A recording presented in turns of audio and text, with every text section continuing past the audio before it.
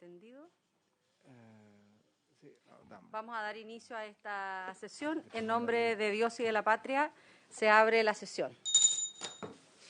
Quiero dar la más cordial de las bienvenidas al senador José García Ruminot, al senador Gustavo Sangüesa, a los equipos del Ministerio de las Culturas, las Artes y el Patrimonio, al Team Herrera,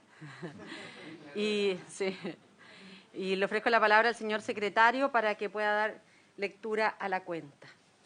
Gracias, Presidenta. En cuenta, en primer lugar, la discusión inmediata que se hizo presente para el proyecto de ley que figura en primer lugar de la tabla del día de hoy, precisamente el referido al libro electrónico en carácter de discusión inmediata.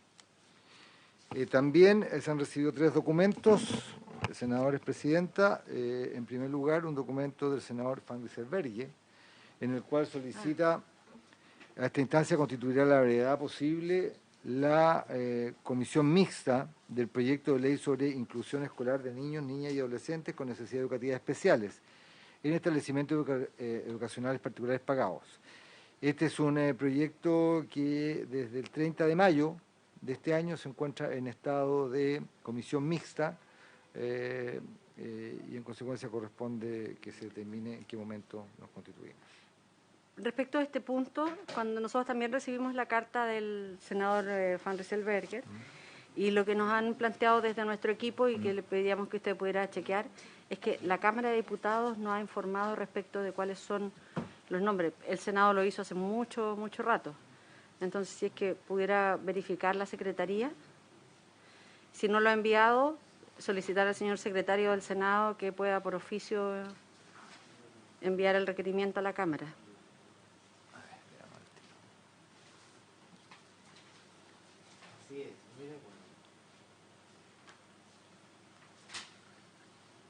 Claro, el Senado comunicó a la Cámara de Diputados el día 11 de mayo quién eran las que había rechazado los cambios que había introducido esa Cámara a este proyecto de ley, había rechazado la enmienda introducida por esa Cámara del proyecto de ley y que en consecuencia correspondía a la constitución de la comisión mixta, de acuerdo a la información que aparece en el sistema de información legislativa.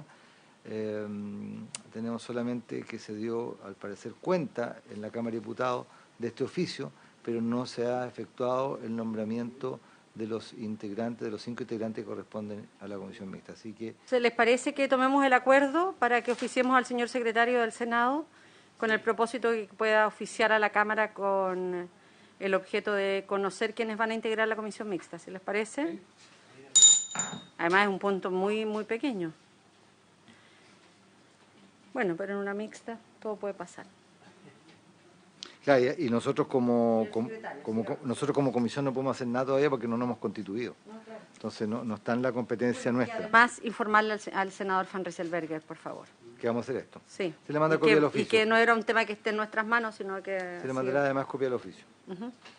En segundo lugar, de la subsecretaria de Hacienda, la señora Claudia Sangüesa, en el cual da respuesta a un oficio que se envió por esta comisión hace algunos meses atrás, el 18 de mayo pasado, en el cual se pidió que se informara acerca del cumplimiento del acuerdo adoptado por el Congreso Nacional durante el año 2021, que se trataron, nosotros lo vimos en esta comisión en esos días, respecto a otorgar a los trabajadores y trabajadoras de las culturas, las artes y el patrimonio un bono de 500.000 pesos, o bien que se haga el suplemento necesario para que el referido bono alcance la suma indicada. En la respuesta que nos da la subsecretaria se indica que se les envió a ellos todos los antecedentes para que empezaran a postular a este bono de 500.000 pesos.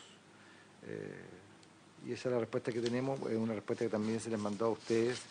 ¿Tiene ahí? ¿Lo podemos mirar mientras tanto? Sí, señala que al respecto, junto con tomar conocimiento de esta petición, se comunica que el 25 de mayo de este año fue publicado en el Diario Oficial el decreto número 27 del 26 de abril de 2022 del Ministerio de las Culturas, en el cual fija los criterios de distribución y el procedimiento de postulación al bono de las y los trabajadores de las culturas, las artes y el patrimonio establecido en la Ley 21.395, presupuesto para el sector público correspondiente al año 2022. Sin perjuicio de lo indicado, agrega la respuesta, se remitirá copia de su petición al Ministerio de las Culturas, las Artes y el Patrimonio para su conocimiento y atención según corresponde. ¿Pero no nos mandó cuáles eran los criterios? No. O sea, bien escueta la... O sea, señala que en el fondo que nos informemos nosotros, leamos nosotros el decreto 27. Bien escueta la... Esa es la respuesta que nos enviaron. ¿Y usted nos puede dar copia del decreto? Sí, lo vamos a... ¿Podemos ver el decreto 27? Ya, si lo vemos en el transcurso de la sesión. Perfecto. Y al final tomamos algún acuerdo.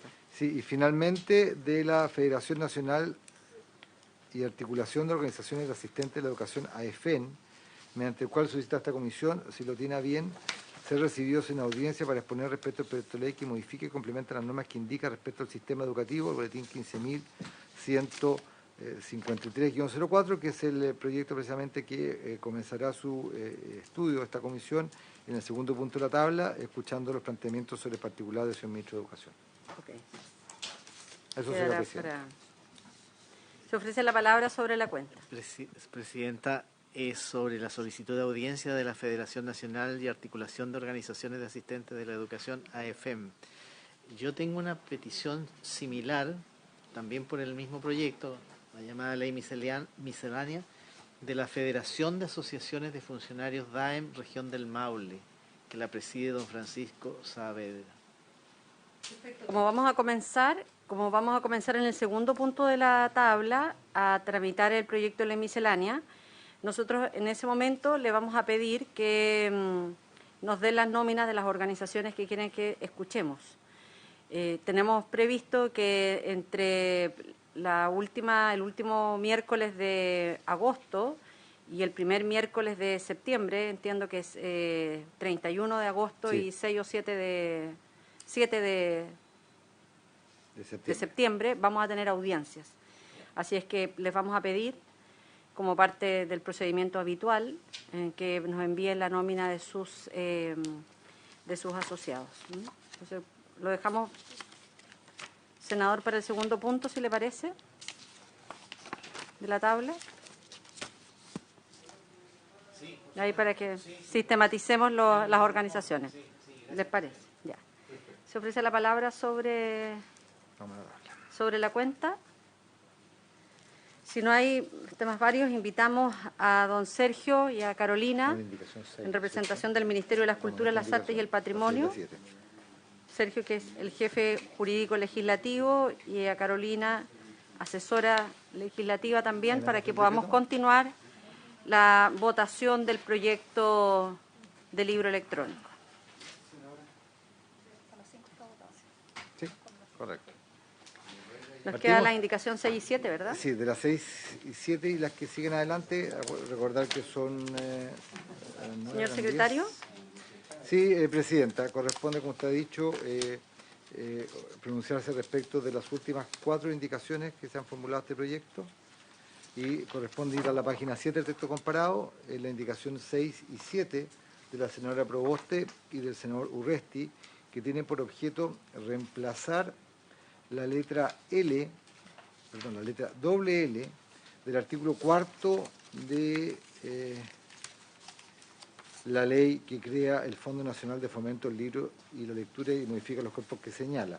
Este artículo 4 señala la forma en que se invertirán y se destinarán los recursos del fondo. Señala los recursos del fondo se destinarán al financiamiento total o parcial de proyectos y programas de acciones referidos a... La letra que se propone reemplazar dispone lo siguiente: la adquisición para las bibliotecas, estoy leyendo ya el texto de reemplazo que se propone, para las bibliotecas públicas que forman parte del Sistema Nacional de Bibliotecas Públicas y otras bibliotecas con personalidad jurídica sin fines de lucro, de ejemplares de libros de autores chilenos de ediciones nacionales según las normas que el efecto establezca el Consejo Nacional del Libro y la Lectura, para los fines señalados, además de adquisición de libros de autores chilenos de ediciones nacionales impresos con un mínimo de 350 ejemplares por título, se podrá adquirir ejemplares de libro electrónico o ebook con un mínimo de 8 ejemplares de autores chilenos de ediciones nacionales. También el senador García, con la indicación número 8, también propone reemplazar esta letra y señala la adquisición para las bibliotecas públicas que forman parte del Sistema Nacional de Bibliotecas Públicas y también para bibliotecas comunitarias de ejemplares de libros de autores chilenos impresos y electrónicos según las normas que al efecto se establecerá el Consejo Nacional del Libro y la Lectura en coordinación con el Sistema Nacional de Bibliotecas Públicas. Esas son las 3 indicaciones que están referidas a este literal del artículo 4 de la Ley del Fondo del Libro. Senadora. Sergio. Por su intermedio, senadora. Presidenta, nosotros, como dijimos en la sesión pasada, estamos de acuerdo con lo planteado con las indicaciones presentadas por usted, el senador Durresti y el senador también García. Consideramos que el texto se adecua a las necesidades actuales. Sin embargo, hacer presente también que durante la discusión de la sesión pasada habíamos acordado de que la Secretaría pudiese modificar en las partes en que hable de libro electrónico o ebook por soporte digital o electrónico a fin de también incorporar los audiolibros y dejar la ley preparada hacia el futuro en la legislación. Así es, efectivamente se mandató a la Secretaría, esa fue una petición también que hizo el senador Sangüesa. Yo quisiera referirme un poco a esta indicación que establece este nuevo objetivo para la utilización de los recursos del Fondo Nacional del Libro, el que busca el fomento del libro chileno con la autorización de compra. La norma actual señala un número cerrado de adquisición de 300 libros. La indicación lo eleva a un mínimo de 350 sin establecer una cantidad cerrada ante la creación de nuevas bibliotecas. Además, considera lo que ha señalado el asesor jurídico legislativo del Ministerio respecto del soporte electrónico. También se agregan las bibliotecas con personalidad jurídica sin fines de lucro, que no están en la norma vigente y que eso además engloba las bibliotecas comunitarias que señala en la indicación número 8 el senador José García. Eso, creo que ya... No sé si hay comentarios, dudas. Senador Sangüesa. Presidenta, tengo una duda ahí del Ministerio de Hacienda, la pueden aclarar. Porque en la indicación que usted presenta, yo entiendo, se eleva el número de los ejemplares impresos, se eleva, pero en la indicación plantea en la compra del libro electrónico 8 ejemplares. Cuando tú compras un libro electrónico, en el fondo es como un símil a comprar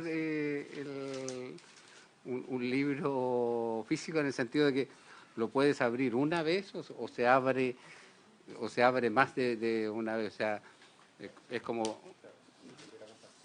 Exacto. Sí, por su intermedio, Presidenta, en relación a lo que señala el senador, efectivamente, la compra de los e-book es bastante similar a lo que ocurre, sin perjuicio que, claro, sabemos que ocurre esto, que a veces la gente los comparte, pero la idea es aquí que lo podamos regular en la forma correcta y que se haga la compra como corresponde, ¿verdad? Y entiendo también que además la indicación de la senadora Proboste, de la Presidenta y el senador Durresti también recoge una preocupación que había sido planteada por la SECH o por los bibliotecarios en orden a establecer precisamente esto y establecer un mínimo en relación también a los libros electrónicos. Sí, senador García. Presidente, la norma que usted señaló recién, que establece que el mínimo de libros a adquirir es de 300, estamos hablando de impreso, y que se está elevando a 350 mediante esta indicación, ¿esa es una norma reglamentaria? ¿Hoy día los 300 son reglamentarios? ¿No es norma de ley? Ya. ¿Es de ley? La creación de nuevas bibliotecas, sí, perdón, es norma de ley. Sí, pues dice, tiene razón, perdón. Sí. En la ley vigente, Sí, son normas de ley los 300 títulos. Entonces, por eso que ahora lo que estamos haciendo es subir y no colocar un techo, sino que más bien decir desde dónde pueden partir. Y respecto de la preocupación del senador Sangüesa también, yo creo que aquí es bien similar porque cuando uno adquiere un libro electrónico es como que uno adquiere un libro, compra la licencia.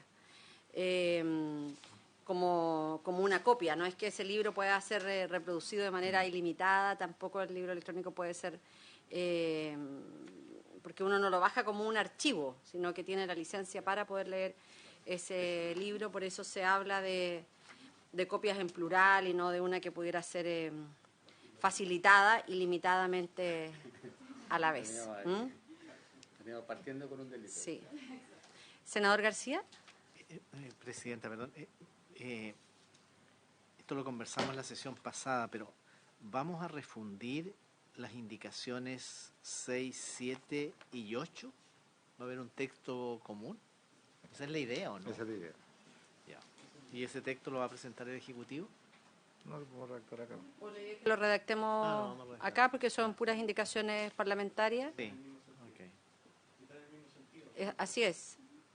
Si les parece, le damos también esa facultad a la Secretaría. Si me permite, Presidenta, dos temas para efecto de hacer la redacción. Hay una pequeña diferencia entre la indicación del senador García y la indicación de ustedes, en que se habla ustedes de otras bibliotecas con personalidad jurídica sin fines de lucro. El senador García plantea la denominación bibliotecas comunitarias. Claro, lo que nosotros planteábamos es que la indicación nuestra, las bibliotecas comunitarias son por sí bibliotecas sin fines de lucro.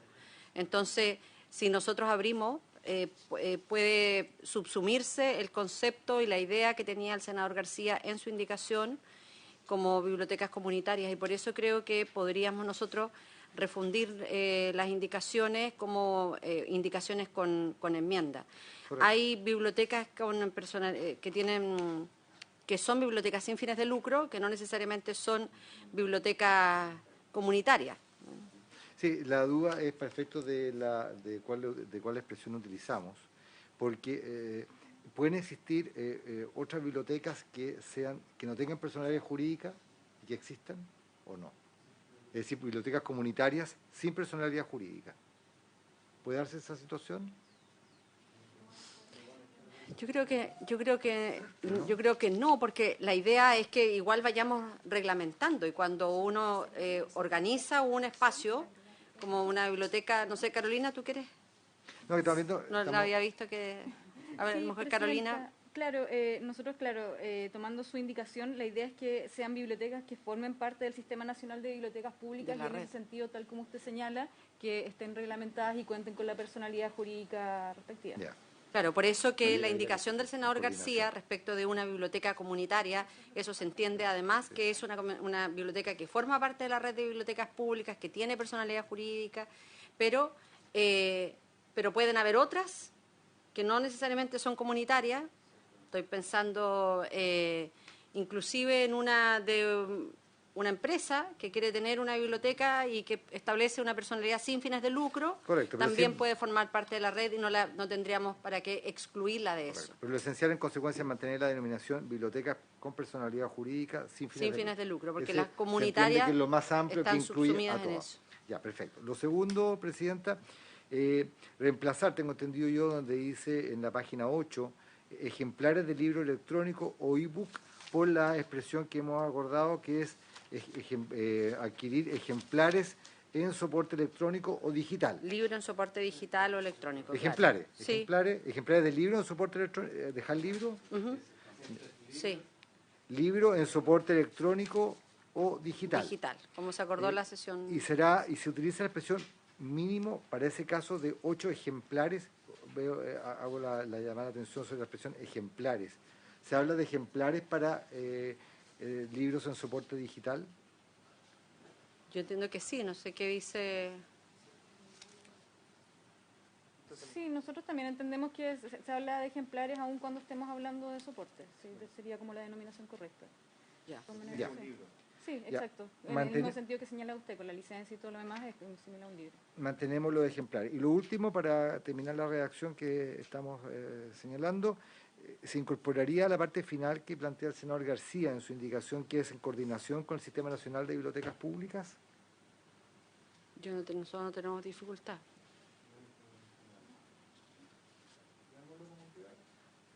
Que sería, en el fondo, la redacción sería la siguiente: la adquisición, letra doble L, la adquisición para las bibliotecas públicas que forman parte del Sistema Nacional de Bibliotecas Públicas. Es que ahí está.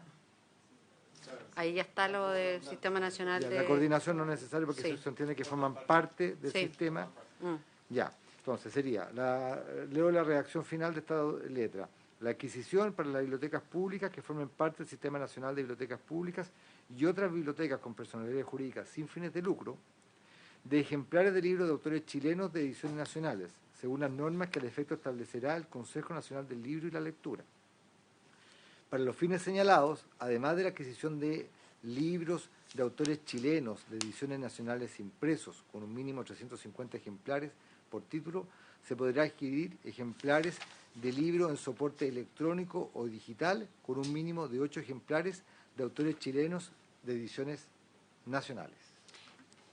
Claro, lo que tendríamos que decir es que esta indicación se aprueba con enmiendas Las tres con del senador, modificaciones. claro, o refundidas con las del senador. O refundidas. García. Se aprueban las indicaciones 6, 7 y 8 con modificaciones refundidas. Senador García.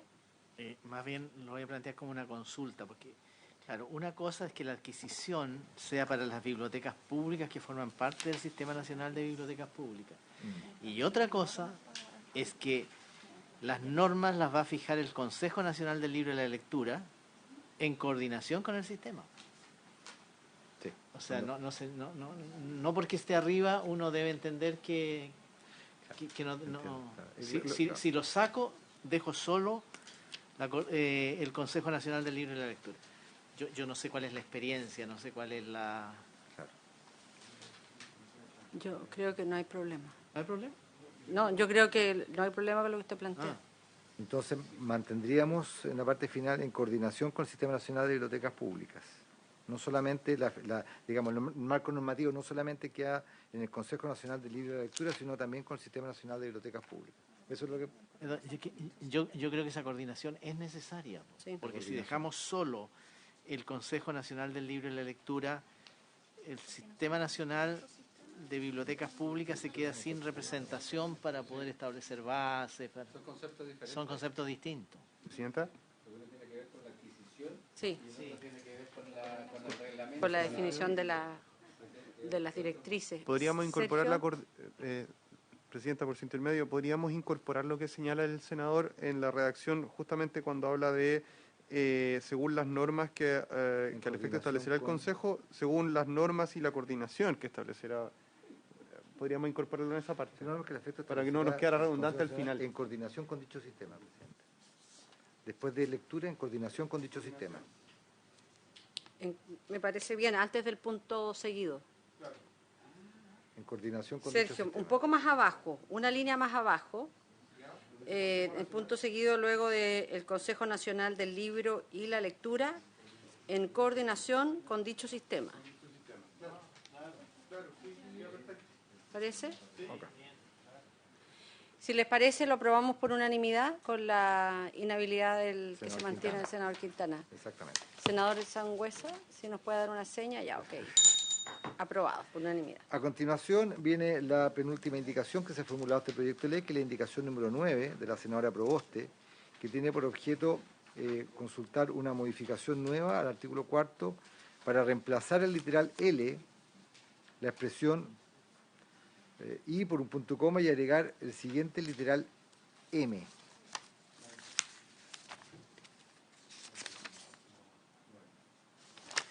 Que señala lo siguiente. La promoción, estamos viendo el destino de los recursos del fondo del libro. Letra M, la promoción y difusión del idioma de los pueblos originarios de nuestro país, para lo cual se propenderá a que los libros financiados con cargo a los recursos entregados en el fondo establecido en la presente ley sean traducidos a lengua indígena a fin de ser puestos a disposición de las bibliotecas públicas, a lo menos en formato, hablaríamos, o en soporte electrónico o digital, si es que la indicación prosperara. Tendría que terminar de esa manera, que ha sido la denominación que hemos utilizado para todo el proyecto de ley. Soporte electrónico o digital. En esta indicación, el sentido que hemos buscado es cómo establecer en la ley que crea el Fondo Nacional del Fomento al Libro y la Lectura un objetivo en la destinación del fondo vinculado también a la promoción y a la difusión de diversas lenguas de pueblos originarios. El nuevo literal habla de propender, ¿ah?, a que la traducción sea lo menos utilizada para los formatos o soportes electrónicos. Y en nuestra opinión esto es bien declarativo. A nosotros nos hubiese encantado que esta indicación la hubiese tomado el Ejecutivo y que hubiese sido que hubiese sido obligatoria, pero al menos queremos manifestar nuestra voluntad, nuestra disposición, pero en un lenguaje que está dentro del ámbito de nuestras acciones, y por eso que utiliza el término de propender. Sí, senador García. Presidenta, yo comparto la indicación. Quiero hacer una consulta. A usted, digamos, en su calidad de autora, ¿no debiera decir sean traducidos a la lengua indígena respectiva? O a lenguas. O lenguas indígenas, porque da la impresión como que fuera una, y por lo menos tenemos reconocimiento de 11 pueblos originarios. No sé si está bien. Lenguas. Ya.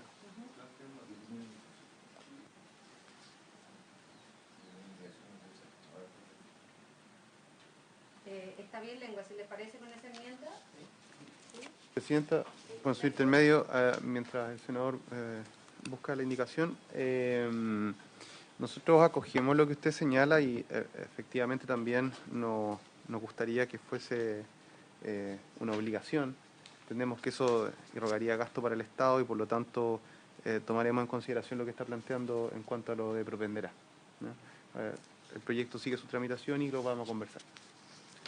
Sí. Se agradece, pero si les parece, porque la indicación del senador es otra que está. Sí, no. Si les parece, lo aprobamos también por unanimidad, Fidel.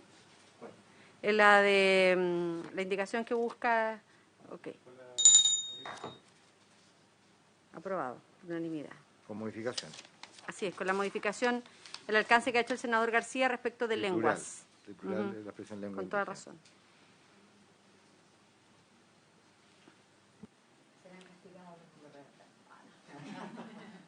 Y finalmente, Presidenta, la indicación número 10, que está formulada por el senador García, al artículo 6º de la ley.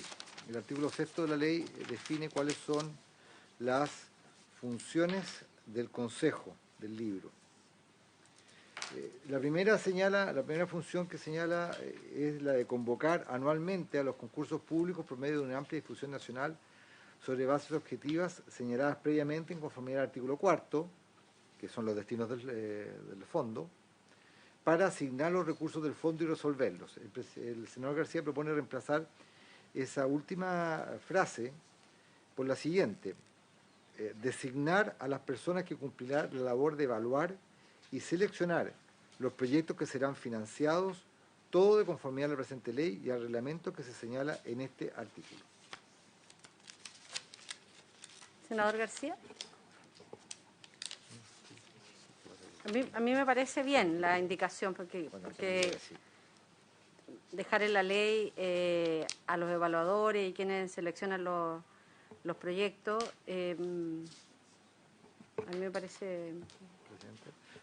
Sí, nosotros consideramos, o sea, como estas indicaciones ya tienen su tiempo, Presidenta, pero yo lo que recuerdo es que la idea era reflejar mejor lo que realmente se hace y que es designar a las personas que evalúan y seleccionan los proyectos que terminan siendo financiados. Ese es el sentido. Entonces, tenemos la obligación de preguntarle al Ejecutivo. Sí, Presidenta, no, nosotros estamos de acuerdo con la indicación del senador García. No basta con el acuerdo. No basta con que estén de acuerdo. No, lo va a hacer lo que le comentaba a la senadora a la presidenta, es que estamos analizando las funciones del Consejo. Y entiendo yo que la indicación de alguna manera cambia la atribución del Consejo. Exactamente. No, yo no la declaro. Yo hago mi observación y usted, lo que pasa es que efectivamente el Ejecutivo está de acuerdo. Esto se puede, digamos, arreglar mediante la presentación de indicaciones en ese sentido. Si el Ejecutivo pudiese tomar la misma disposición de voluntad, porque a mí me parece que la indicación del senador García es un aporte respecto de las funciones. Y si ustedes en la tramitación siguiente lo presentan, reconociendo, por cierto, la autoría de origen, sería algo que valoraríamos mucho en la comisión. Senador García, si le parece, se la entregamos al Ejecutivo para que ellos la puedan ver en la tramitación siguiente. Para la otra también sería alguna también que hicieran lo mismo. Se la declaramos inadmisible. La declaramos inadmisible, senador. Senador Espinosa.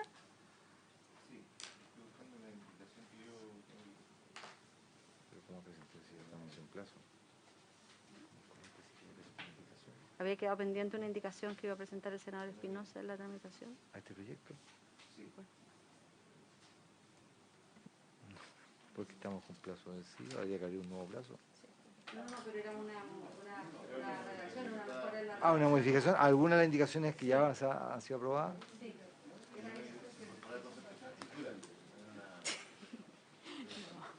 La vamos a tomar. ¿Estamos de acuerdo? Sí, la vamos a tomar. Nos fuimos nosotros, fue la secretaría. Nosotros estábamos callados. Nosotros estábamos callados.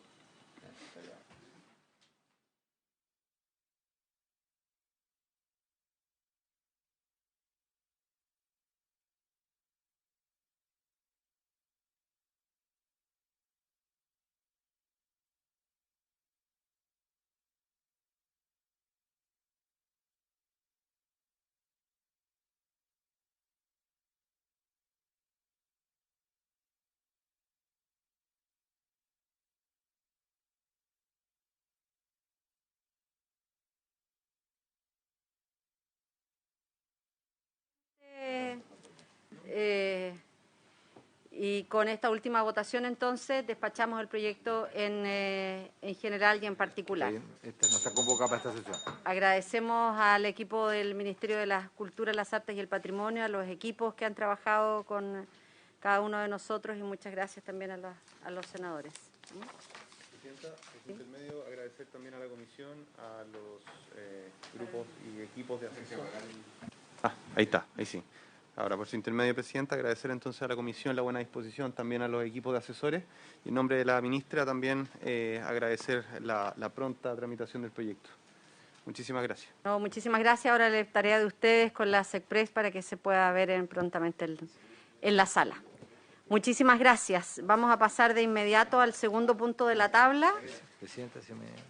Señor secretario. Sí, Presidenta, solamente comentar que... Si nos pueden un segundo, porque la Secretaría ha distribuido copia, a propósito de la respuesta de la subsecretaria de Hacienda, ha distribuido copia del decreto a la cual ella hace 27. referencia en el decreto 27, y la verdad tenemos una inconsistencia, queridos senadores y senadoras, y yo, tenemos una inconsistencia porque de hecho la propia subsecretaria en la respuesta que nos da a nosotros como comisión habla del bono de 500.000 pesos para los trabajadores de la cultura. Y sin embargo, el decreto 27, como bien lo ha advertido la Secretaría, habla de un monto distinto. Señor secretario. Sí, presidente.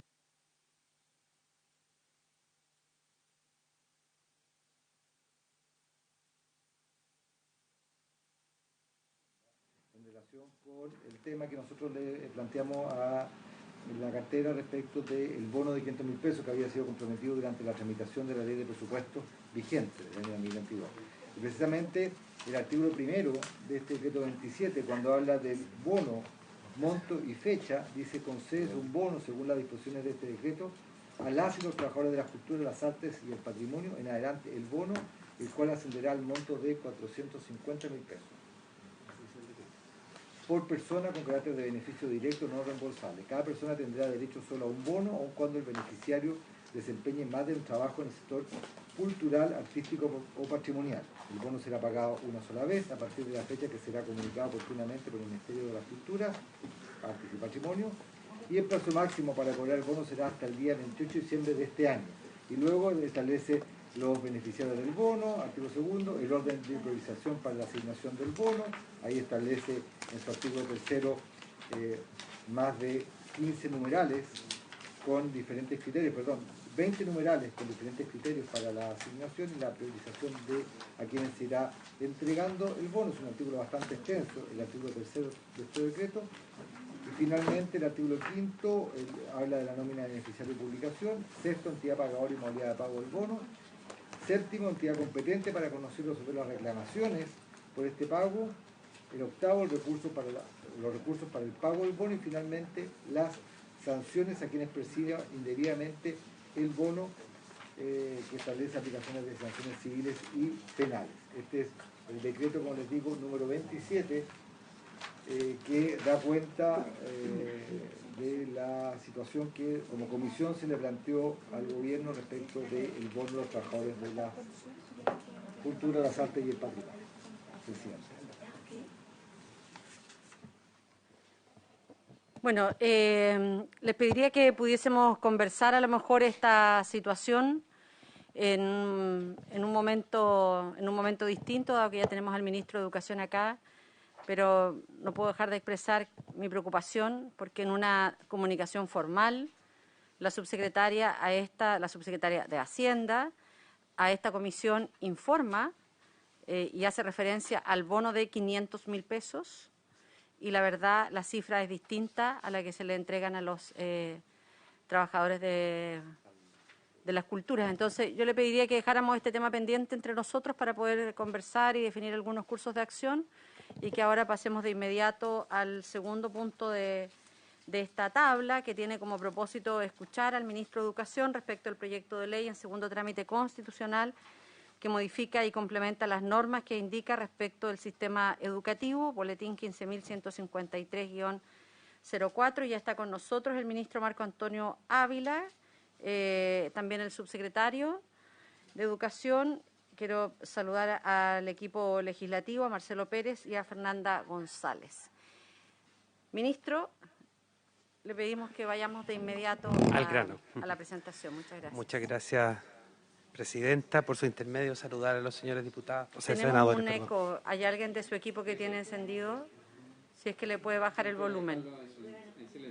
Ya, ministro. Ahí está. Muchas gracias, senadora. Agradecer este espacio, saludar a los senadores.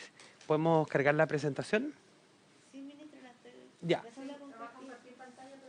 Perfecto. Bueno, contarles que hemos presentado un proyecto de ley a la Cámara de Diputados hoy día, ¿no es cierto?, ya en este trámite en el Senado, cuyo objetivo fundamentalmente es poder resolver algunas urgencias que entendemos hoy día el sistema educativo presenta, especialmente en algunas materias que nos parecen de carácter urgente, dado, ¿no es cierto?, que se asumen en ellas, en este proyecto, algunos rezagos importantes del sistema educativo, especialmente algunos de ellos también provocados por la crisis de la pandemia, ¿no? El primero de ellos tiene relación con la extensión del traspaso de los servicios educativos de 6 servicios locales que entraban en el año 2023 y la posibilidad de poder trasladar esto al 1 de enero del año 2024. Estos son los 6 servicios locales que entraban en vigencia ahora este año 2023. De esta manera podemos nosotros hacer un mejor proceso de acompañamiento, dado, lo hemos conversado con muchos de ustedes, la crisis que presentan los actuales traspasos, ¿no?, y las dificultades que han tenido los 11 servicios locales existentes. Esto es parte de una estrategia mucho más global, se la hemos presentado también a algunos de ustedes con que nos hemos podido reunir, en donde además queremos también hacer un ajuste del calendario completo y también algunas modificaciones posteriores a la ley 21.040. El segundo punto que nos parecía relevante es aquello que tiene relación con la posibilidad de poder distinguir más de un acto administrativo pago de los bonos de incentivo al retiro. Estos bonos han sido, lamentablemente, no fueron pagados durante algunos años, ¿no es cierto?, por algunas dificultades que las entendemos que el Ministerio presentó, pero especialmente porque se permite a veces solo un acto administrativo en cada uno de ellos, ¿no? Entonces, eso dificulta que uno pueda atender, por ejemplo, un municipio completo que presenta todos los antecedentes, ¿no? Eso es en el caso, ¿no es cierto?, en relación a los planes de retiro. El tercer punto de este proyecto tiene relación con el levantamiento de las retenciones de subvención por deudas previsionales que presentan algunos de estos, muchas veces estos municipios, y eso afecta, ¿no es cierto?, la posibilidad de poder hacer entrega de recursos a precisamente los municipios, generando, ¿no es cierto?, una deuda mayor en cada uno de ellos. Y es por eso que hemos venido a presentar este proyecto. Sin duda que creemos también que hay que reponer un punto que perdimos, ¿no es cierto?, en la votación en la Cámara. Y para eso quisiera dejar al subsecretario para que nos pudiera explicar cada uno de estos puntos en detalle, algunos elementos, ¿no es cierto?, adicionales que sería importante que pudiéramos compartir y conversar con ustedes. Nos damos la palabra aquí en la mesa, ministro, así que le vamos a dar la palabra al señor subsecretario. Gracias, presidente. Por su intermedio, saludar a todos los senadores presentes. Efectivamente, como señalaba el ministro, en el contenido del proyecto de ley posee tres aspectos. Había cuenta de que en la tramitación en la Cámara, en la votación en sala, cayó uno de ellos, que fue rechazado por falta de quórum, que es la suspensión de la evaluación docente. Como señalaba el ministro, la proyección del Ejecutivo es poder reponer aquello como indicación en este segundo trámite. Y respecto al contenido, lo primero, respecto al traspaso de los servicios locales, ustedes saben que tenemos 6 servicios locales que están creados ya este año 2022, que son los de Iquique, Licancabur, Maule Costa, Punilla Cordillera, Aysén y Magallanes, los cuales la evaluación que hemos tenido con los diversos actores del sistema, las comunidades educativas, representantes gremiales, alcaldes, alcaldesas de los territorios, y en la propia evaluación técnica que hemos hecho con los equipos de la Dirección de Educación Pública, lo que evidenciamos es que no está desarrollado de manera suficiente el trabajo previo a la entrada en funcionamiento y particularmente al traspaso del servicio educativo de aquellos servicios. En consecuencia, en la proyección del Ministerio hemos evaluado la necesidad de poder revisar en general la planificación de instalación de servicios locales y, por lo tanto, la entrada en funcionamiento también de aquello. En esa dirección lo que estamos planteando en definitiva es postergar en la entrada de la postergación del servicio educativo en particular al 1 de enero del año 2024 en estos 6 servicios locales, lo que va acompañado de un trabajo que hemos estado haciendo con el Comité de Evaluación de la Nueva Educación Pública para poder evaluar el calendario completo de la transición de la nueva educación pública, lo cual obviamente es resorte en el primer caso de aprobarlo por parte de este Consejo y en segundo término de elaborar un decreto presidencial que es el que consuma en definitiva la modificación de ese calendario. Por lo tanto, ahí hay un primer elemento de la primera parte del proyecto de ley, lo que va acompañado de otro elemento adicional, y es que le damos la atribución a la dirección ejecutiva de la DEP, de la Dirección de Educación Pública, para que pueda conformar equipos transitorios mientras no se ha nominado al director o director ejecutivo del respectivo servicio local. Esto es bien importante porque, de hecho, uno de los elementos del diagnóstico para estos 6 servicios locales es que no en todos los casos tenemos ya nombrado al director o directora ejecutiva. Es más, en algunos casos incluso el proceso de concurso no tiene proyección de término, sino hasta fin de año, lo que haría que solo con cosas de semana el director ejecutivo recién estaría nombrado antes de asumir el traspaso de la escuela, en primer lugar, pero además porque el nombramiento del director ejecutivo o directora ejecutiva es el que gatilla la posibilidad de concursar el segundo nivel jerárquico, es decir, poder concursar toda la segunda línea de trabajo, que es bastante determinante para el funcionamiento del servicio.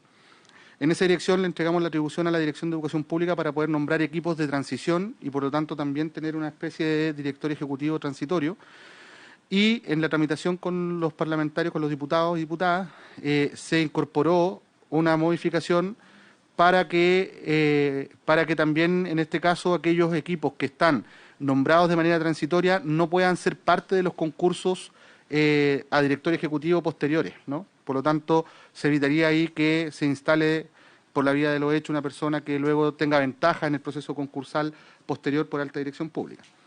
Respecto al ajuste normativa, respecto a los planes de retiro, lo que estamos haciendo acá es darnos una herramienta que complementa la estrategia que hemos estado desarrollando desde el Ministerio de Educación en relación a ponernos al día con el pago de los bonos retiro. Ustedes saben que tenemos bastante retraso tanto con el bono retiro de profesores como el de asistentes de la educación, con casos que incluso están pendientes desde los años 2016, 2017. Por lo tanto, nuestra estrategia ha ido avanzando bastante bien, pero nos requerimos de una herramienta que nos permita poder ejecutar en varios actos administrativos, en diversos actos administrativos, la transferencia de recursos para el pago del bono. Hoy día, si tengo una nómina en una comuna X de 10 profesores o 10 asistentes de la educación y tengo uno con problemas en sus antecedentes, la norma lo que establece es que tengo que devolver el paquete completo de los 10 casos al sostenedor para que se regularice el caso que falta. Lo que estamos haciendo acá es permitirnos pagar todos los casos que estén bien y solo devolver para la revisión posterior aquellos que están con dificultades. Todo esto va acompañado de una serie de modernizaciones que también hemos hecho el proceso de postulación y rendición de antecedentes, lo hemos digitalizado, dejó de ser en papel, pues hasta ahora era todo el proceso en papel, eran legajos muy grandes, y además hemos reestructurado las áreas internas, simplificando procedimientos y reduciendo, por tanto, los tiempos que están vinculados a aquello. Además, se incluyó también una mención expresa a que, en este caso, el bono retiro también incluye al sector BTF, lo que estaba siempre estuvo considerado así, solo que algunos sostenedores no habían estado aplicando aquello, a pesar incluso de dictámenes de la Contraloría que aclaraban que efectivamente el sector BTF es parte del Estatuto del Asistente y por lo tanto también son parte de los beneficiarios del bono incentivo al retiro. Acá queremos resolver esa controversia aclarando algo que ya estaba presente, pero que finalmente parece que era necesario tenerlo mucho más explícitamente. Por otra parte, estamos dándole prioridad también a aquellos funcionarios que están más afectados por razones de salud para poder permitir que aquellos que están en esa condición de complejidad en términos de salud puedan ser beneficiarios con ciertas prioridades respecto al resto del universo. Es algo que se ha conversado bastante con el gremio de los asistentes de la educación y en esa dirección se indicó y se aprobó en la Cámara de Diputados.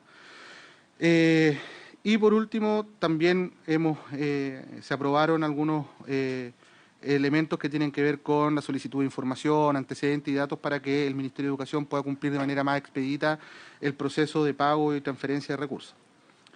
Por último, respecto al levantamiento de retenciones, hoy día existe en la normativa educacional la herramienta de la retención de subvenciones cuando el sostenedor no paga las cotizaciones previsionales de sus funcionarios, ¿no?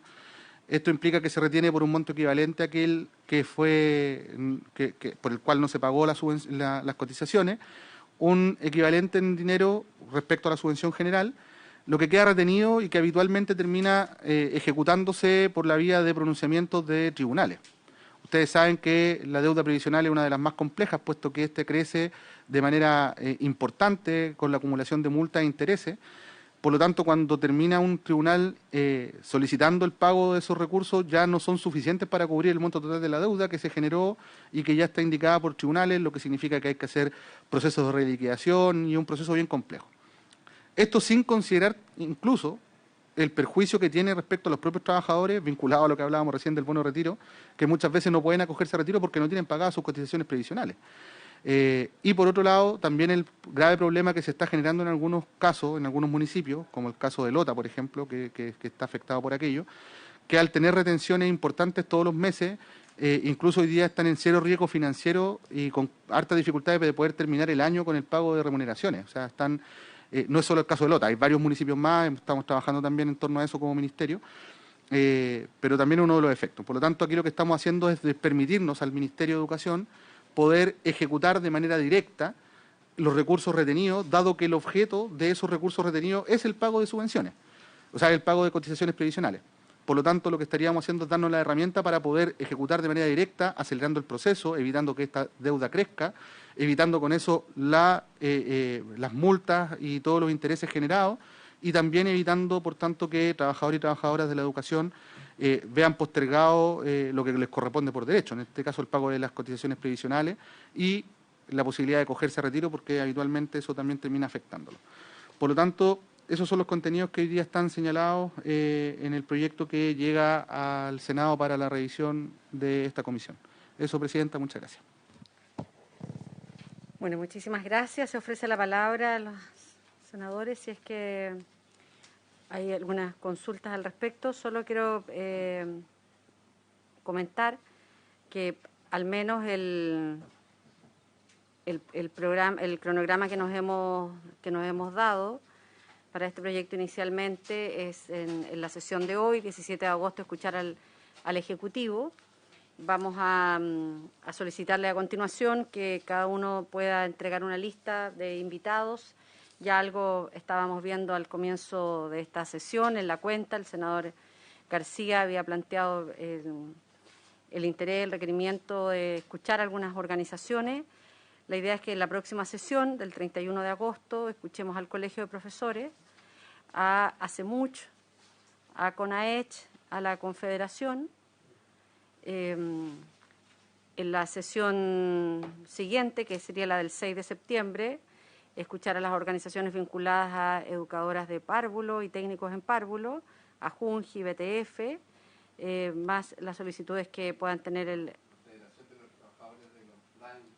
a la Federación de los Trabajadores de los DAEM, y bueno, que ojalá puedan remitir en el transcurso de estos días, de aquí a la sesión siguiente, que es el 31, la lista de invitados e invitadas que ustedes puedan requerir. Senador Espinosa.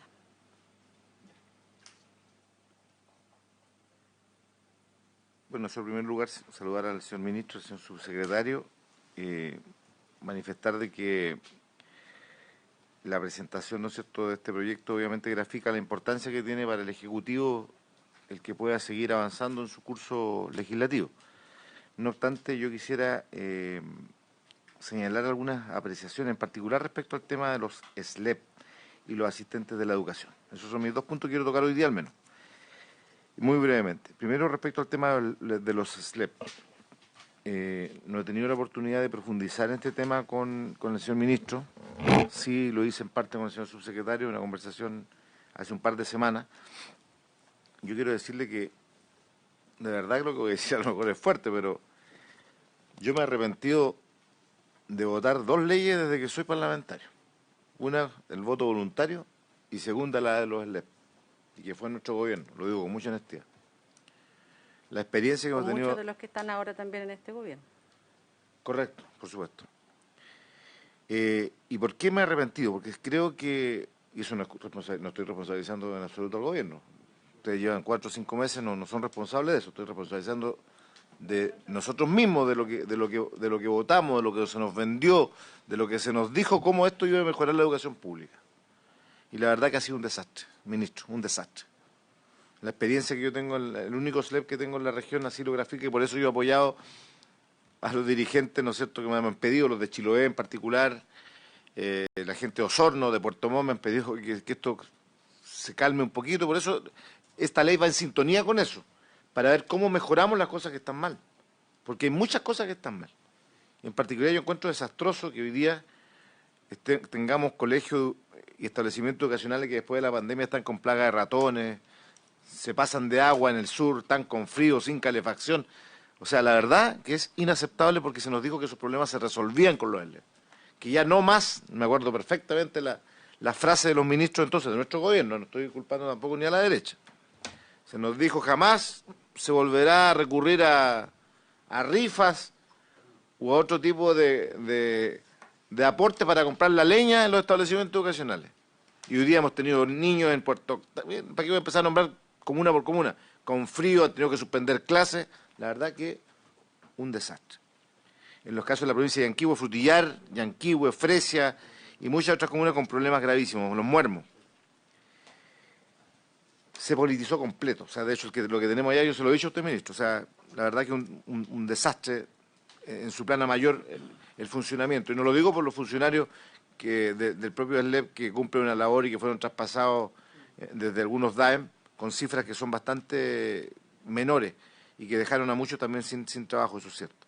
Pero lo principal es la educación pública, y ahí yo vuelvo a decir, entonces yo le pido que en el marco, a lo mejor no de esta discusión de este proyecto, que es una ley miscelánea un tanto importante desde el punto de vista de los puntos que recoge, tienen que haber también algunas modificaciones territoriales. O sea, usted conoce, ministro, la realidad de la región de los lagos.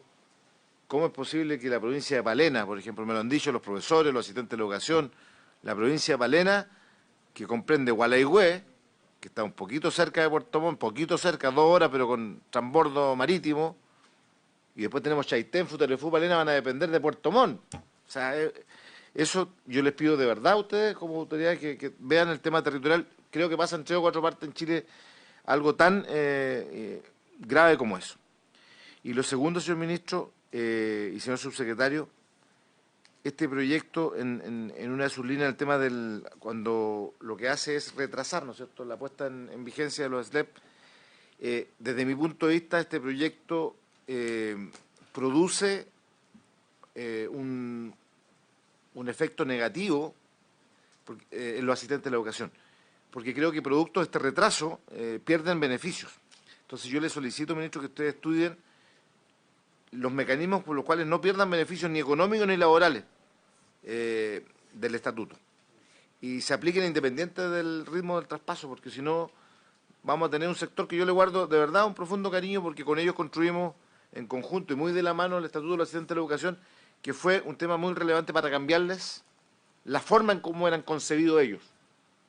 Yo nunca voy a dejar y nunca voy a olvidar, la señora presidenta lo conoce, con esto culmino, la señora presidenta lo conoce, cómo llegamos a situaciones en donde los asistentes de la educación terminaban siendo un actor no solamente irrelevante para algunos directores de establecimientos o profesores. Me recuerdo el caso de una alcaldesa, exalcaldesa de Chaitén, que despidió por oficio a un asistente de la educación por que no le lavaba la loza a los profesores. Y se logró revertir. O sea, a ese nivel llegábamos. O después del estatuto, cuando ya logramos sacar el estatuto, cómo hubo alcaldes que tuvieron que echarse para atrás y perdieron en Contraloría cuando quisieron despedir de manera arbitraria e ilegal al asistente de la educación, porque le dio más estabilidad el estatuto. Entonces, queremos que este retraso, ministro, no signifique retrocesos para ellos. Y por cierto, sea también, signifique mejoras para el profesorado, pero por sobre todas las cosas, ministro, cómo hacen todos los esfuerzos para que la educación pública no sufra los efectos que está sufriendo hoy día. O sea, es inconcebible, y esto es un tirón de oreja para los DAEM, es inconcebible, y para los DAEM también, incluidos los SLEP, inconcebible, yo no sé si en todo Chile será lo mismo, pero cómo dejaron en el más absoluto desamparo los establecimientos educacionales, y eso hoy día le significa un dolor de cabeza a ustedes. Eso es inconcebible. Y eso ha provocado un daño en el sistema educativo muy grave, tanto como la pandemia misma. Gracias, presidente. Disculpe que me haya extendido. No, muy bien. Muchas gracias, senador. Sigue ofrecida la palabra senador García, senador Sangüesa, senador Quintana. Muchas gracias, presidenta. Y después me voy a anotar yo también. Al señor ministro, al señor subsecretario, a la señora que los acompaña. Yo no voy a profundizar en lo que ha señalado el senador Espinosa, porque se crearon tantas expectativas en relación con la creación de los servicios locales de educación que en muchos casos poco o nada se ha podido cumplir, y efectivamente hay bastante decepción en las comunidades educativas.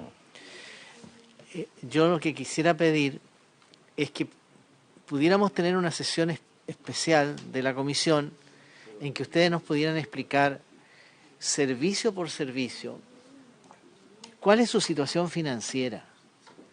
Porque yo la impresión que tengo es que, no sé si todos, pero yo creo que la mayoría de los servicios tienen un enorme déficit. Y probablemente porque las normas de financiamiento finalmente terminaron siendo inadecuadas o terminaron siendo insuficientes. O también quizás porque cuando llegó el momento del traspaso habían más funcionarios de los que originalmente habían señalado las municipalidades, en fin. Pero eso ha originado un problema. Entonces yo no sé, espero que no, pero yo no sé si hay funcionarios que estén con sus cotizaciones previsionales impagas, con beneficios que estén impagos, en fin. Claramente se ha resentido mucho la inversión, muchísimo la inversión.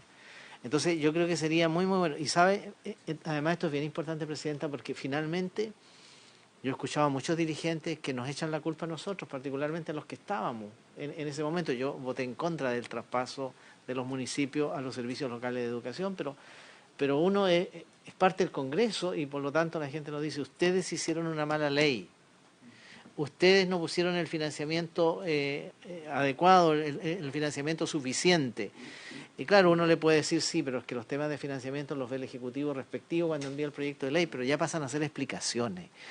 Y las explicaciones agravan la falta. Entonces, a mí me gustaría mucho si pudiera el señor ministro, particularmente el señor subsecretario que ve estos temas, pudiéramos tener ese informe y a partir de ese informe con la situación financiera de cada servicio local de educación pública, pudiéramos nosotros hacer consulta. Yo tengo entendido que hay una situación particularmente seria aquí en Valparaíso, por ejemplo, que ha sido... O sea, yo recuerdo que Valparaíso era... O sea, el municipio de Valparaíso, ¿cuántas veces era puesto como digamos, ícono de la gravedad de la situación que tenía la educación?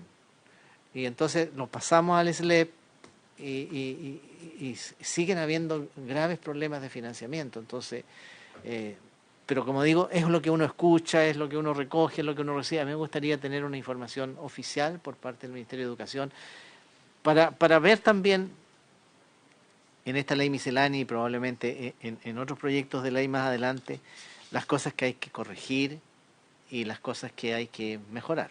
Eso, Presidenta. Muchas gracias. Muchas gracias, senador García. Senador Sangüesa.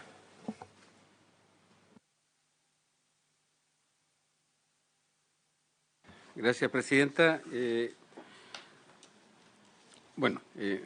Yo creo que el senador Espinosa hizo un breve y buen resumen, si bien lo sabe nuestro subsecretario, que también le tocó ser parte de Barranca, sino digo que uno de los íconos de lo que ha sido este proceso que, como lo decía el senador Espinosa, tuvo una muy buena intención, pero finalmente su implementación no ha sido lo que se esperaba, y en eso tenemos una situación que es bastante extraña. Después de nosotros haber escuchado por años lo que ha significado la deuda histórica de los profesores, que no se ha pagado, en este proceso se hizo exactamente lo mismo con los trabajadores de los DAEN, que se dejaron afuera del proceso sin digamos, no tener ningún tipo de evaluación, de rendimiento, absolutamente nada, solamente por ley quedaron afuera, y creo que el minuto de revertir esa situación. Ese es un punto. Lo otro es, ustedes tienen considerado hacia futuro, hoy día en nuestro país, excepcionalmente, hay varios establecimientos que funcionan de manera extraordinariamente bien, y que las comunidades, nosotros tenemos un liceo que es bastante conocido a nivel nacional, que es el Liceo de San Nicolás, que es clarito, donde su comunidad en reiteradas ocasiones me ha dicho, senador, ¿cómo lo hacemos para quedar fuera de esto? Porque, sí, lo sé, porque nosotros tenemos un buen proyecto educativo que funciona, que se financia, que, digamos, tiene toda una característica y del cual se sienten todos orgullosos, y nos quieren cambiar finalmente y meter en el otro sistema. Entonces, es una pregunta que dejó ahí. El otro, la ley miscelánea trae el tema de poder agilizar el pago del bono al incentivo al retiro. Entonces, a mí me gustaría que nos pudieran hacer llegar cuál es el detalle de lo que está pendiente, porque yo sé que hay poco, pero todavía queda del 2016, pero hay 2017, 2018, entonces, que veamos por año cuántos son las solicitudes que tenemos pendientes tanto en profesores como en asistentes de la educación. Y también quería consultarle qué pasa con los BTF, porque yo no sé si hay solicitudes hoy día de funcionarios de los BTF que estén pendientes o que ellos en el fondo también sepan que pueden, porque como hay algunos sostenedores que han rechazado la solicitud, al final ahí se genera una desinformación y finalmente no están postulando. Entonces, qué grado de conocimiento tenemos del tema. Y lo otro, comparto plenamente con el senador Espinosa que hay un tema que tiene que ver y que es una solicitud bastante que hacen los asistentes de la educación, donde dice, oiga, si nos postergan, si se desfasan, nosotros perdemos derechos. Pero yo también he escuchado por parte de personas del Ministerio que eso no es así. Entonces, me gustaría que nos pudieran clarificar cuál es la situación, si hay un desmedro efectivo, porque si no, también se podría ver la posibilidad de a través de alguna indicación en esta misma ley, considerar que no pierdan ese beneficio, digamos, no se vean perjudicados por la postergación de esta ley. Y por último, hay ciertos costos que están, cuando uno posterga, necesariamente hay costos adicionales, porque hay informes que tenían que haberse elaborado, que van a tener que elaborarse de nuevo. ¿Quién asume esos costos?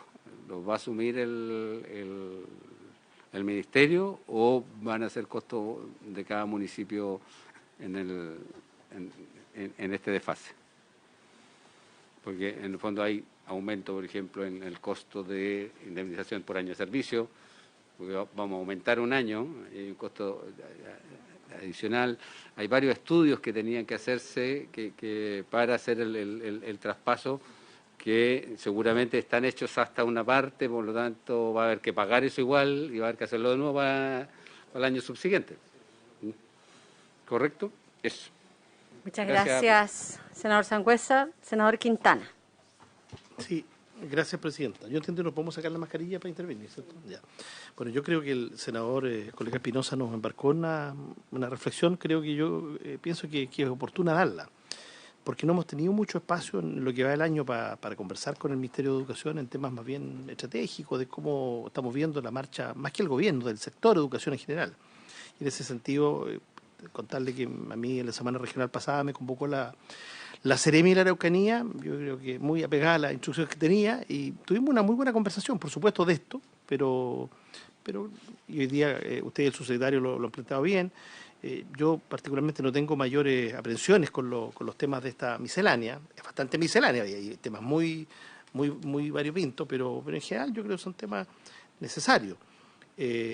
Por un lado, la prórroga de los servicios, ¿no es cierto?, el tema del bono al retiro, una serie de otros aspectos gremiales que son importantes resolver desde un punto de vista administrativo, por supuesto la suspensión de la evaluación docente, tenemos que reponer eso, pero yo me temo, ministro, presidenta, intermedio, que esto nos va a tomar harto tiempo, yo creo que esto no va a ser tan sencillo.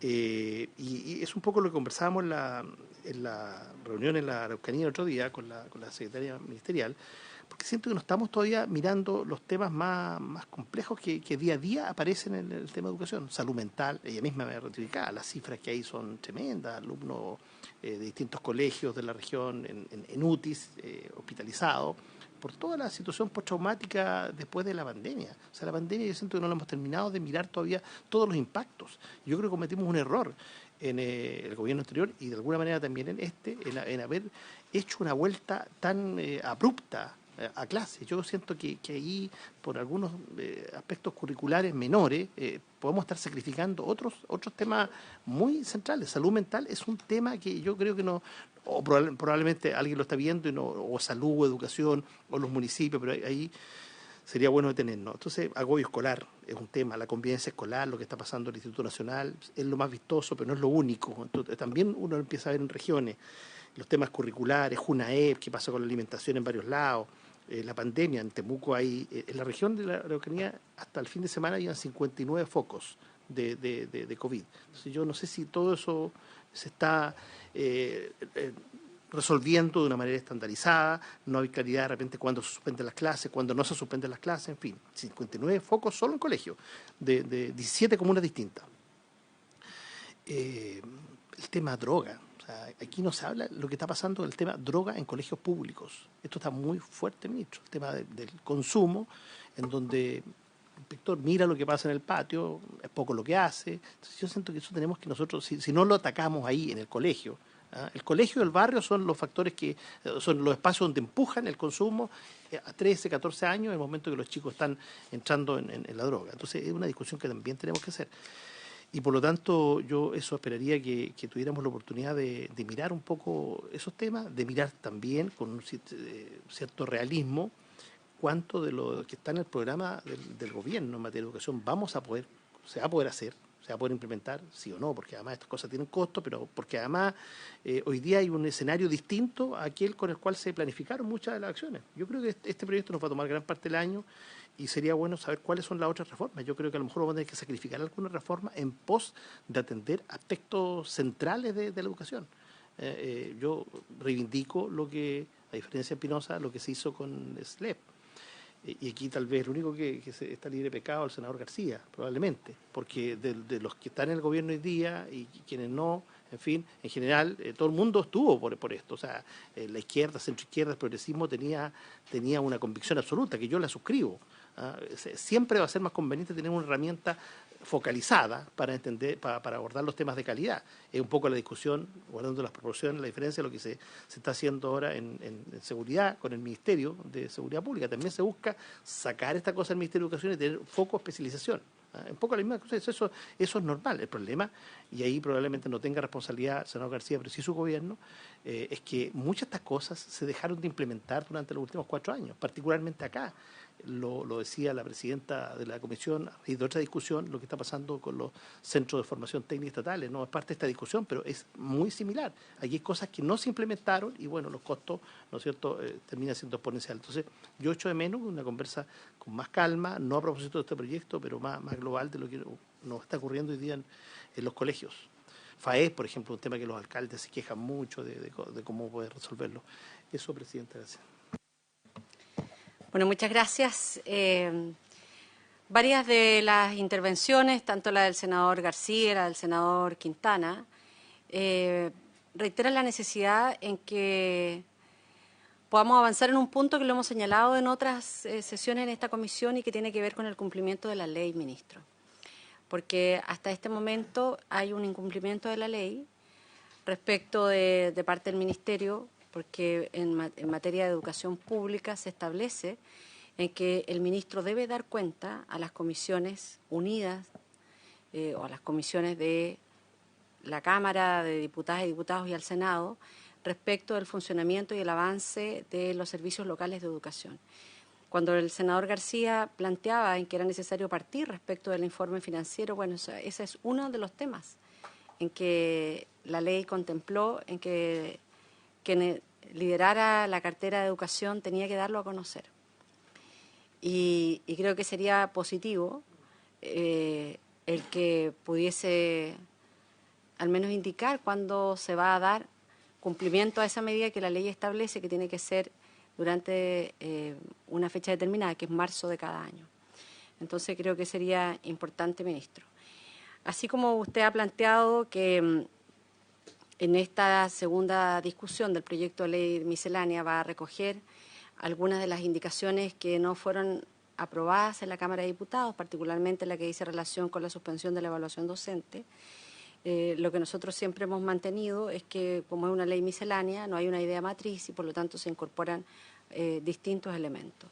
Y en ese sentido, también quiero anticipar que nosotros vamos a incorporar algunos de elementos que fueron aprobados por el Congreso en la legislatura pasada y que después fueron objeto de vetos presidenciales, y me refiero particularmente a eliminar los efectos punitivos de la evaluación docente, que no está considerado dentro de su proyecto de ley miscelánea, pero que incorpora temas de evaluación y por lo tanto a nosotros nos parece que esto es absolutamente posible y ojalá de manera bien unánime en esta comisión. Acabamos de aprobar de manera unánime un proyecto de libro electrónico y esperamos ese espíritu también nos acompañe en la discusión de este proyecto de ley.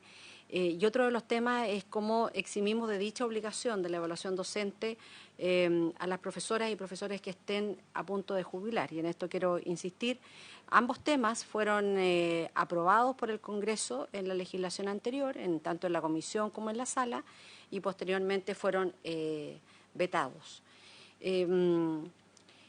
Asimismo, para nosotros es una necesidad el que nosotros coloquemos sobre la mesa. Tenemos muchas dificultades, se lo he tenido la posibilidad de plantearlo respecto de los avances en materia de infancia temprana, pero al menos creo que permitir que las técnicas en educación de párvulo de la Junta Nacional de Jardines Infantiles puedan realizar sus prácticas profesionales para obtener el título de educadoras de párvulo en los establecimientos en los cuales se desempeñan sus funciones, para nosotros es una condición de partida. No podemos estar después armando comisiones y diciendo, mire, es que estamos tan preocupados por la baja en la participación de profesores y profesoras en el sistema educativo, y bueno, si tenemos la misma realidad en las educadoras de párvulo. Y sin embargo, lo público le establece una barrera en donde los técnicos que se preparan para cambiar y para ascender a una condición de educadores de párvulo no pueden hacer sus prácticas profesionales en las instituciones en donde trabajan, cuestión que no ocurre en el ámbito de la salud en situaciones similares de TENS a técnicos de nivel superior. Nosotros vamos a insistir en las vacaciones de invierno para los profesores y profesoras. También este fue un articulado que se aprobó por el Congreso, tanto en la comisión como en la sala, y que también fue objeto de un veto en el gobierno anterior. Nos parece que exigir la certificación de los cursos ante el CPIP cuando sean impartidos para capacitar a las y los docentes en la época de vacaciones de verano, que también es un artículo que fue aprobado y fue vetado, vamos a insistir. Tenemos que ser capaces de, en esta ley miscelánea, no podemos seguir esperando, resolver el problema de los profesores mal encasillados. De eso su proyecto de ley miscelánea no dice nada, y nos parece que hoy día a los profesores que fueron mal encasillados en la evaluación de la carrera profesional del año 2015 siguen sin tener una respuesta. Y por lo tanto también permitir a los docentes evaluados en ese año que obtuvieran resultados de competentes y destacados que puedan concluir su proceso de evaluación de dicho año para una reasignación de tramo de acuerdo a su desempeño, es también un tema pendiente.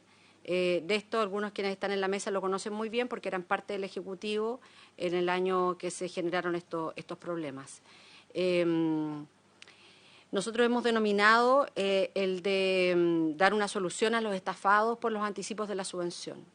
Acá hay un grupo de profesores y profesoras que no recibieron los recursos, sin embargo, el Ministerio entregó a los sostenedores de esa época y por lo tanto no nos podemos quedar en la simple constatación del problema y tenemos que buscar una alternativa para que se pueda resolver en justicia el problema que a ellos les afecta.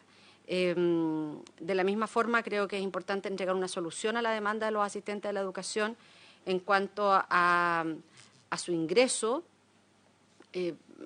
pleno al Estatuto de los Asistentes de la Educación, a pesar de la postergación del traspaso de los establecimientos en que laboran en los servicios locales de educación pública. Tenemos que ser capaces de resolver el bono de desempeño laboral en cuanto a los asistentes que no lo recibieron, ampliando el tiempo para el proceso de apelación. Esto es un tema que afecta de manera muy extendida, pero particularmente nos lo han hecho saber los asistentes, las asistentes de la educación de nuestra región. Hay un tema que es bien largo, que el subsecretario lo conoce desde su origen y que tiene que ver con resolver una situación muy injusta que se ha mantenido durante muchos años y que tiene que ver con una situación arbitraria que solo afecta a los asistentes de la educación, toda vez que el valor de la UEF que se consigna para el pago de sus bonos de incentivo al retiro es el valor de la unidad de fomento del día en que firman la carta de acogerse al beneficio y no cuando efectivamente lo reciben. Son los únicos dentro de esta modalidad que tienen eso. Yo me recuerdo que siendo el subsecretario asesor de la ministra y trabajando con los asistentes de la educación, les dijimos la injusticia que se estaba cometiendo, votamos en contra de aquello, sin embargo, esto se ha mantenido invariable durante todo este tiempo, generando un deterioro y una merma en los ingresos de aquellos que además enfrentan rentas más exiguas como son los asistentes de la educación. Nosotros vamos a incorporar también iniciativas que busquen solucionar las demandas de las trabajadoras de los jardines vía transferencia de fondos en cuanto a la homologación y al ingreso a la carrera profesional docente. hay un compromiso que se tomó en esta misma comisión por parte de la subsecretaria de Educación Superior, que no lo vemos en las indicaciones, y es incorporar en el proyecto de ley un ingreso especial vía programas especiales a acceso de personas con discapacidad en las instituciones de educación superior. Este compromiso es bien reciente, hace un par de semanas, cuando discutimos la postergación de los requisitos para las carreras de pedagogía. Y esto fue un acuerdo que la subsecretaria tomó y, por lo tanto, y que se iba a incorporar en la ley miscelánea. Nosotros no lo vemos y, por lo tanto, de antemano digo que vamos a hacer exigible este compromiso en esta discusión. De la misma forma, creo que se hace necesario revisar el estatuto jurídico de las manipuladoras de alimentos, de los conductores que trabajan en los establecimientos y las dependencias de los servicios locales de educación pública. Hay un tema que está pendiente desde la discusión del estatuto de los asistentes de la educación respecto a la asignación de zonas para los trabajadores de la educación traspasados a los servicios locales de educación pública. Hay un tema que nosotros lo hemos conversado también en esta comisión. Usted nos acompañó vía Zoom la sesión pasada y que dice relación con los centros de formación técnica estatales. No se asuste, no es respecto de los recursos. Sabemos que para eso no tenemos iniciativa de ley. Sí sería bueno que usted pudiera indicar cuándo va a ser el plazo de entregar los recursos requeridos por los centros de formación técnica, pero sí hay un tema que es materia de ley y que nosotros esperamos incorporarlo y que dice relación con la postergación en la entrada en vigencia de los requisitos de acreditación para los CFT estatales. Lo digo porque he estado en CFT estatales, estuve recientemente en el de Atacama, escuchamos aquí el drama de muchos de ellos, en donde el Ministerio o el Estado ni siquiera les ha entregado los recursos para la infraestructura y por lo tanto mantenemos invariable la decisión de la acreditación cuando sabemos en que si no tiene la infraestructura no lo va a poder acreditar y por lo tanto vamos a presentar una indicación en ese sentido. Y por último, creo que la necesidad de incorporar indicaciones también para precisar que los asistentes de la educación que son beneficiados con el incentivo al retiro y que se enfermaron después de su postulación sean considerados, al igual que aquellos rechazados por la falta de prolijidad de los sostenedores, sean incorporados como una solución, pero en esta ley y que no posterguemos esta decisión. Como ve, ministro, hay varios temas en esta ley miscelánea. Vamos a escuchar. Se inicia la discusión de este proyecto de ley con la presentación del Ejecutivo, pero para esta comisión también es muy importante escuchar la opinión de diversas organizaciones que se van a sentir afectados o beneficiados con una decisión como esta. Así es que eso, ministro. Bien, muchas gracias por su intermedio, presidenta. Bueno, recoger mucho de lo que se ha planteado en esta presentación. Nosotros compartimos especialmente no solo los diagnósticos, lo que ha expresado algunos de ustedes, ¿no es cierto? Es parte del diagnóstico que también se ha señalado desde las evaluaciones al sistema de educación pública y también a algunos informes que nos entregan algunas universidades y que decir, ¿no es cierto?, los testimonios más importantes que ustedes mismos recogen en sus visitas distritales.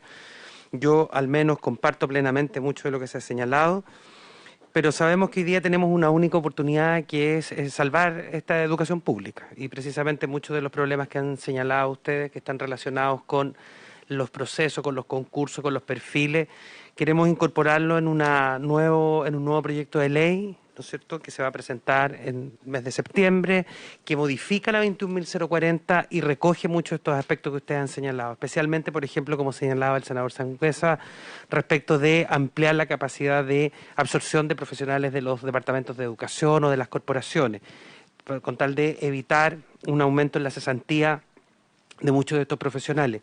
Parte de la problemática que hoy día nosotros observamos en los servicios locales de educación tienen que ver con esos perfiles administrativos que muchas veces no estaban o estaban preparados ya en los DAEM y no fueron traspasados, ¿no? De la misma forma, también la posibilidad de poder reponer el Fondo de Apoyo a la Educación Pública, en el entendido, ¿no es cierto?, que esto nos va a ayudar a mejorar condiciones de infraestructura, pago de cotizaciones previsionales, formación incluso también del profesorado. De la misma manera, también algunos cambios en la gobernanza. Nosotros entendemos, y lo he señalado yo en varias partes, ¿no?, es que efectivamente hubo un descuido en la implementación de los servicios locales en los últimos 4 años, pero eso también está dado por cómo está constituida la ley. Y efectivamente, ¿no?, hay temas de gobernanza donde la Dirección de Educación Pública finalmente no está tan claro, a pesar de que aparece descrito, pero cuando uno mira un organigrama parece que está vinculado de alguna manera con el subsecretario, con el ministro, y como que no hay responsabilidad política respecto de cómo funciona esto. Y eso es importante corregirlo en la ley. Lo mismo pasa con los servicios locales de educación, que tienen niveles de autonomía que muchas veces quedaron así señalados, ¿no?, como si fueran servicios con patrimonio propio. Bueno, muchas de esas condiciones han sido las que han usado los directores o directoras de los servicios locales de educación en el fondo para hacer una gestión casi independiente, con los esfuerzos que pudo haber hecho, ¿no es cierto?, la exdirectora de la Dirección de Educación Pública, que recientemente terminó su mandato. De la misma forma también poder reponer algunos elementos de conversación. Yo estoy totalmente de acuerdo con lo que señala el senador Quintana. Efectivamente hay una conversación que probablemente no ha llegado hasta esta comisión o hasta este Senado, o a la Cámara, ¿no es cierto?, al Congreso, pero que se ha venido dando, sobre todo en el ámbito académico y universitario, respecto de cuáles son esas urgencias que tiene. Hoy día está muy claro, cuando uno mira los informes, qué cosas pueden ser corregidas efectivamente para poder desarrollar mejor esta respuesta, ¿no? Hoy día la ley permite, por ejemplo, la creación o el desarrollo o implementación más bien de las oficinas locales, por ejemplo, cuando señalaba el caso de Gualeguay, donde efectivamente no se puede tener solo el servicio local, su oficina central en Puerto Montt, porque perfectamente se puede abrir la oficina local. O sea, hay una serie de elementos que efectivamente pueden mejorarse. Ahora, hay una discusión de fondo, nosotros la entendemos, que está asociada a la comprensión de lo que significa no desmunicipalizar, sino que era un poco como se ha señalado, sino más bien usar otro concepto, que es la creación de un servicio público. Y eso ha estado ausente, estuvo ausente, creemos, ¿no?, de alguna manera como en el espíritu de la ley, ¿no es cierto?, y en aquello que se transfirió, ¿no?, porque pareciera ser que se entiende que esto es otro sostenedor, y la verdad es que eso no puede ser. Esto no es otro sostenedor, este es el Estado implementando educación. Y por lo tanto, ¿no es cierto?, el Ministerio no puede tener. No está la senadora Proboste, pero veíamos un ejemplo, ambos, ¿no?, en Chañaral, por ejemplo, donde un establecimiento, el Liceo Técnico de Chañaral, no podía hacer uso, por ejemplo, de un equipamiento porque no había alcanzado a postular a un concurso del propio Ministerio de Educación, haciéndolo competir de alguna manera al servicio local en igualdad de condiciones con cualquier otro establecimiento del país. Eso es impensable. Si son los establecimientos del Estado, no necesita concursar, necesita hacer la asignación del recurso. Y eso está dado, ¿no es cierto?, porque además tenemos una ley anterior que tiene igualdad de condiciones respecto de los establecimientos. Eso está dado, ¿no es cierto?, por nuestra actual Ley General de Educación, donde se establecen esas igualdades entre... No sé si se entiende, ¿no?, lo que yo quiero señalar. Es muy raro que en el fondo un establecimiento, hoy día un servicio local, compite con un particular subvencionado. Y es parte del Estado, entonces es muy raro eso, cuando debería tener una asignación directa. No se puede hoy día, ¿no?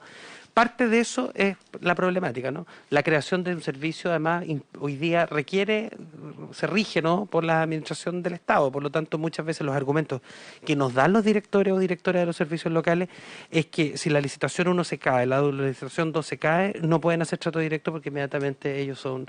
O sea, hay dificultades que quedaron puestas ahí que hay que alivianar para la gestión administrativa. No se trata solo de querer hacerlo, sino que tengan mayores condiciones y posibilidades, ¿no?, de hacerlo.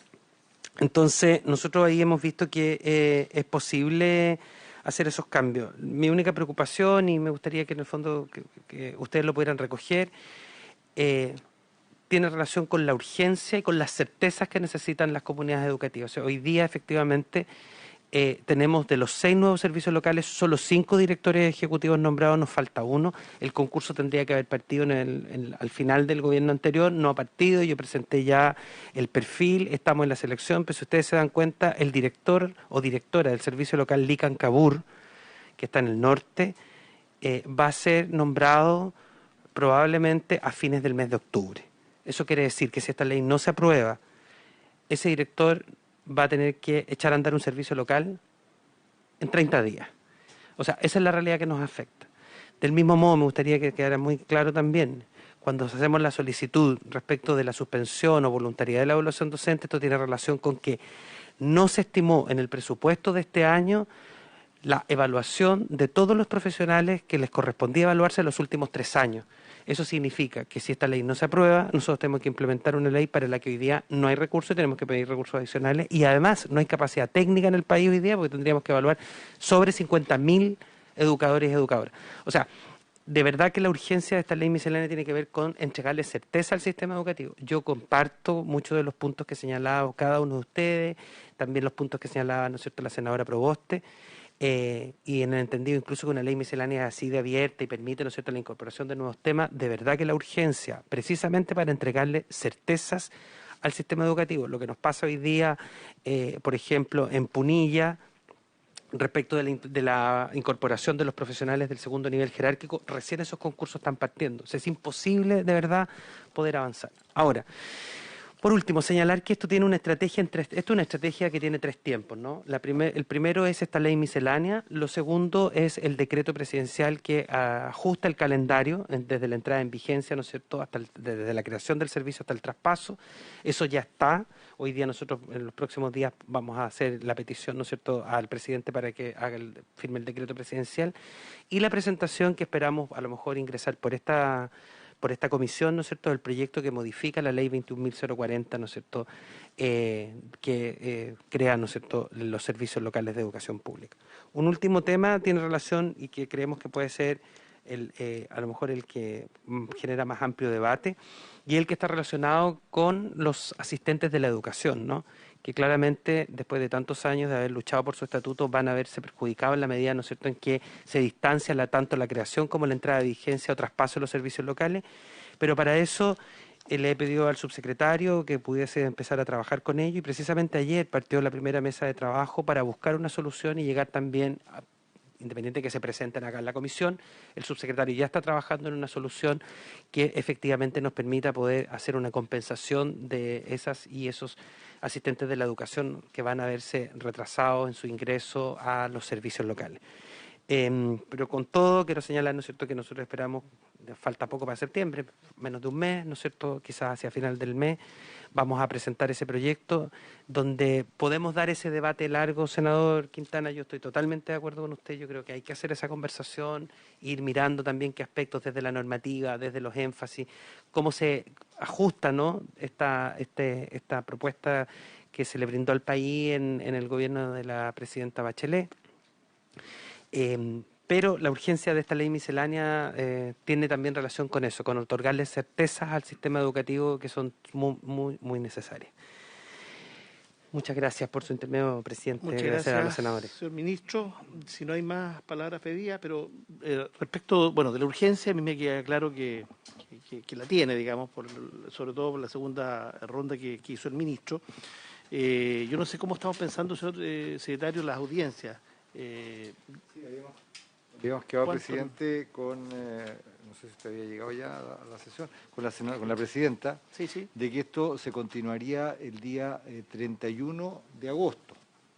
31 de agosto ya se adelantó por parte de ella que se invitaría al colegio de profesores, etc. ¿Estas audiencias serían telemáticas? ¿Para los invitados? Sí, claro, sí. Y luego el 6 de septiembre sería la segunda sesión de audiencias y a partir de ahí definir si se hace una nueva audiencia o ya se empieza en otra etapa de tramitación del proyecto. Pero hasta el momento solamente tenemos agendado 31 ¿Le parece que de sean agosto telemáticas las audiencias de los invitados? ¿Telemáticas como fueron en TEA? Claro. Claro, lo que pasa es que por temas de aforo vamos a tener siempre acá problemas. Perfecto. Y por el alargue también. Por lo menos para mí, yo quiero insistir, para mí es muy importante que tengamos la información de la situación financiera de los actuales SLEP. Y eso a mí me gustaría que fuera una reunión con ustedes presencial, porque eso nos permite consultar. Con el ejecutivo tiene que ser presencial, ¿no? Sí. Con los invitados. Los invitados. Sí. Senador, sí, yo no recogí el primer punto de la senadora, ¿no?, cuando señala la urgencia o pertinencia de tener la cuenta pública.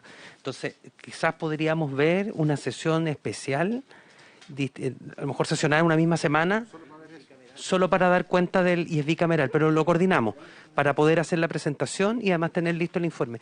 Pero para su preocupación, la mayor parte, una cosa es el financiamiento de los servicios locales, que siempre es insuficiente, ¿no? Pero otra cosa tiene que ver con la ejecución del presupuesto. En general, lo que nos encontramos con los servicios locales es subejecución, es decir, sí.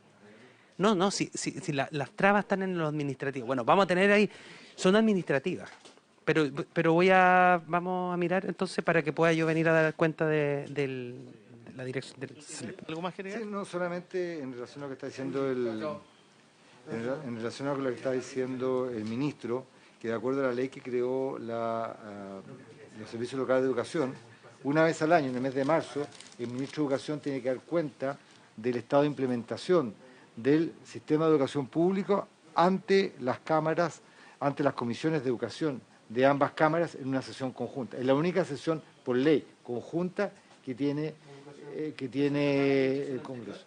Perdón, no, todos los años. Sí, claro, pero nosotros llegamos al 11, por eso le digo yo, o sea... Me imagino que, al igual que la cuenta que puede dar, que dio el presidente de la República en el mes de julio...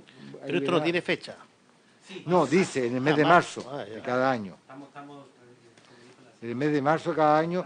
Y claro, ahí verá el ministro qué aspectos considera pero en definitiva lo que dijo la presidenta es que estamos en el mes de agosto y ese cumplimiento de la norma legal no se ha efectuado por parte... Pero es raro, si es marzo es raro para el gobierno entrante.